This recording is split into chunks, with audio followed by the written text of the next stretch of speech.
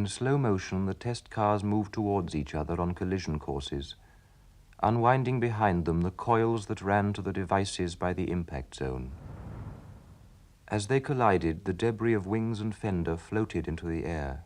The cars rocked against each other as they continued on their disintegrating courses. In the passenger seats, the plastic models transcribed graceful arcs into the buckling roofs and windshields. Here and there, a passing fender severed a torso. The air behind the cars was a carnival of arms and legs.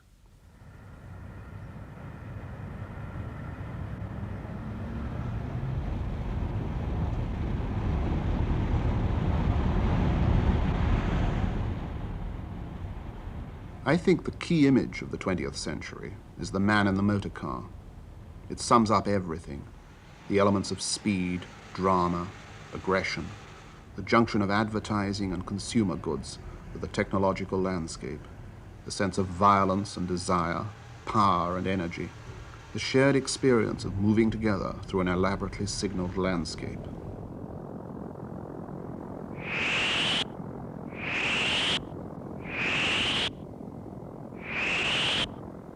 We spend a substantial part of our lives in the motor car, and the experience of driving condenses many of the experiences of being a human being in the 1970s, the marriage of the physical aspects of ourselves with the imaginative and technological aspects of our lives.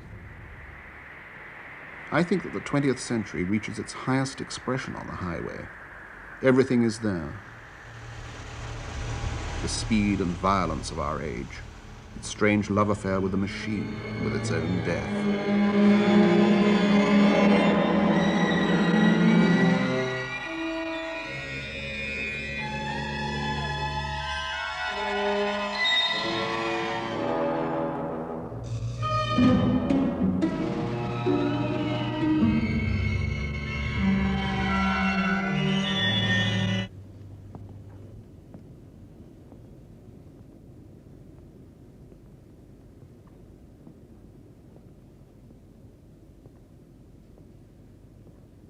The styling of motor cars, and of the American motor car in particular, has always struck me as tremendously important, bringing together all sorts of visual and psychological factors. As an engineering structure, the car is totally uninteresting to me. I'm interested in the exact way in which it brings together the visual codes for expressing our ordinary perceptions about reality. For example, that the future is something with a fin on it, and the whole system of expectations contained in the design of the car, expectations about our freedom to move through time and space, about the identities of our own bodies, our own musculatures, the complex relationships between ourselves and the world of objects around us. These highly potent visual codes can be seen repeated in every aspect of the 20th century landscape. What do they mean? Have we reached the point now in the 70s where we only make sense in terms of these huge technological systems? I think so myself, and that it is the vital job of the writer to try to analyze and understand the real significance of this huge metallized dream.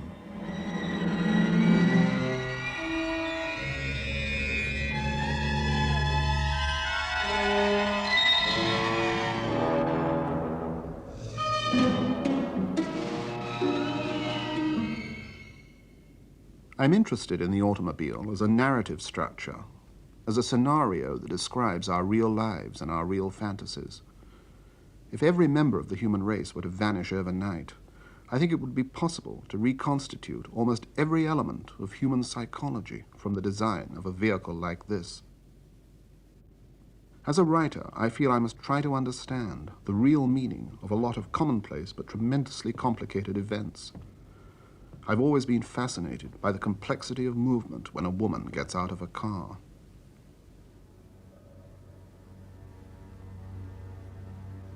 Her ungainly transit across the passenger seat through the near side door. The overlay of her knees and the metal door flank. The conjunction of the aluminized gutter trim with the volumes of her thighs. the crushing of her left breast by the doorframe and its self-extension as she continued to rise. The movement of her left hand across the chromium trim of the right headlamp assembly. Her movements distorted in the projecting carapace of the bonnet.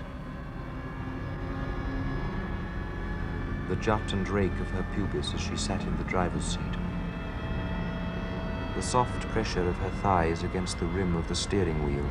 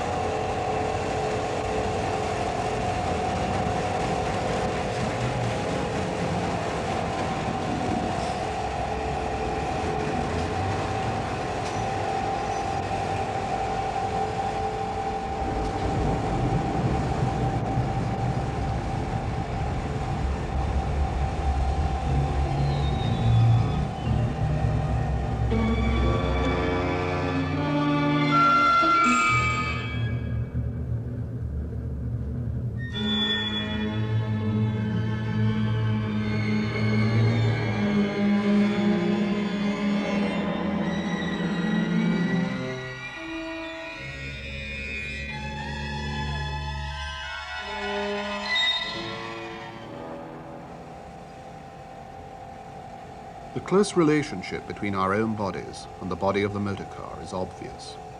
American automobile stylists have been exploring for years the relationships between sexuality and the motor car body, the primitive algebra of recognition which we use in our perception of all organic forms.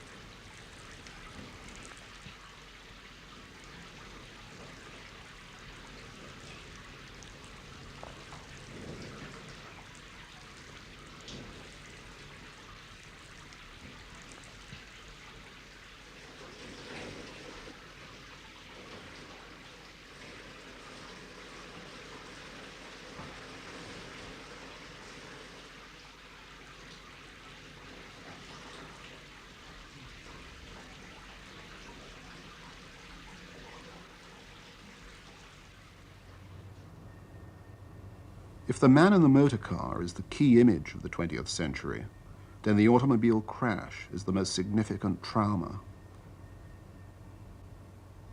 The car crash is the most dramatic event in most people's lives, apart from their own deaths, and in many cases the two will coincide.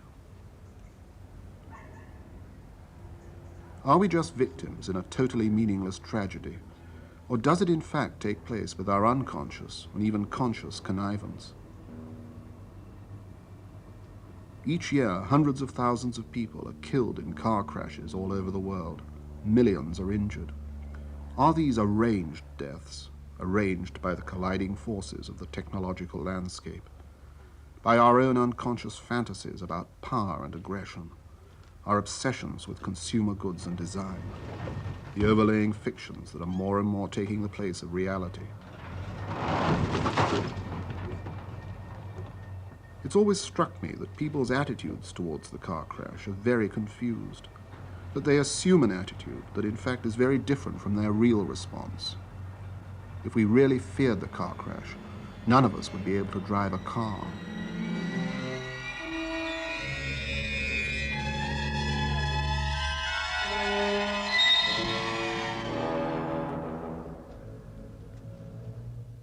I know that my own attitudes to the crash car are just as confused. The distorted geometry of this tremendously stylized object, let's face it, the most powerful symbol of our civilization, seems to pull at all sorts of concealed triggers in the mind. The postures of people in crashed vehicles, deformed manufacturers' styling devices. Crashed General Motors cars look very different from crashed Fords. The stylizing of the instrument panel, which after all is the model for our own wounds.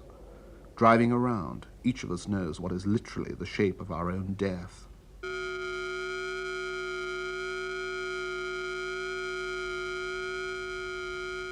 Regaining consciousness, she stared at the blood on her legs. The heavy liquid pulled at her skirt. The bruise under her left breast reached behind her sternum, seizing like a hand at her heart. She sat up, lifting herself from the broken steering wheel, uncertain for a moment whether the car windshield had been fractured. Against her forehead, the strands of blood formed a torn veil.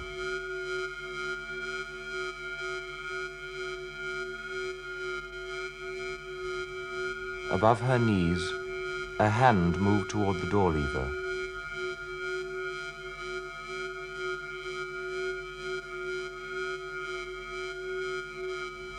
As she watched, the door opened and she fell out.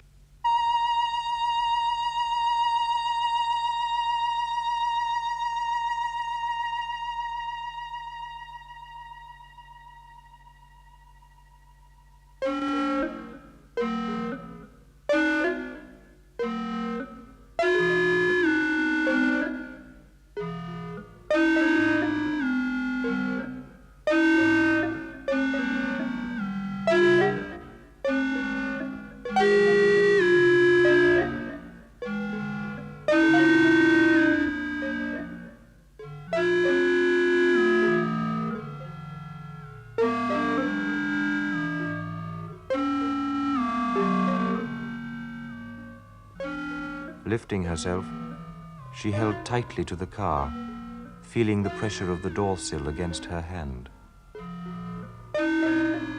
Turning, she stared at the waiting figure of the man she knew to be Dr. Tallis.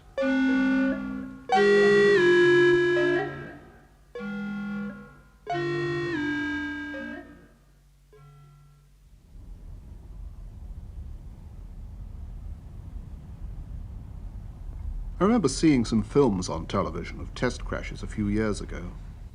They were using American cars of the late 50s, a period, I suppose, when the American dream and American confidence were at their highest point. Metering coils trailed out of the windows, and they had dummies sitting in them. They were beautifully filmed. They filmed them beautifully because they wanted to know what was happening. They weren't interested in the aesthetics of the thing. These cars were in head-on collisions, right-angle collisions and side swipes, then ploughing into other structures like utility poles. One could see 4 feet of metal suddenly become 1 foot. Filmed in slow motion, these crashes had a beautiful stylized grace. The power and weight of these cars gave them an immense classical dignity. It was like some strange technological ballet.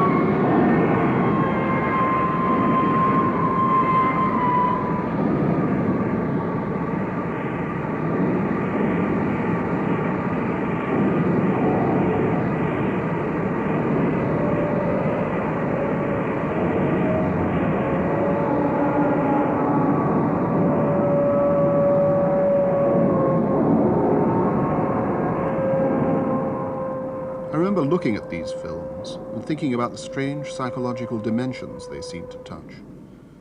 They seemed to say something about the way everything becomes more and more stylized. more and more cut off from ordinary feeling.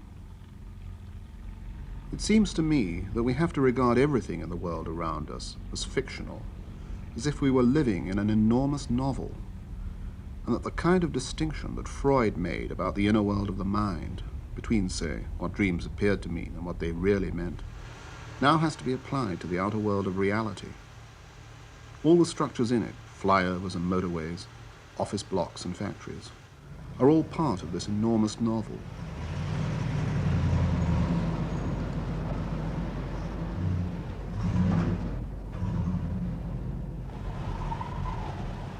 Take a structure like a multi-story car park, one of the most mysterious buildings ever built. Is it a model for some strange psychological state, some kind of vision glimpsed within its bizarre geometry? What effect does using these buildings have on us? Are the real myths of this century being written in terms of these huge, unnoticed structures?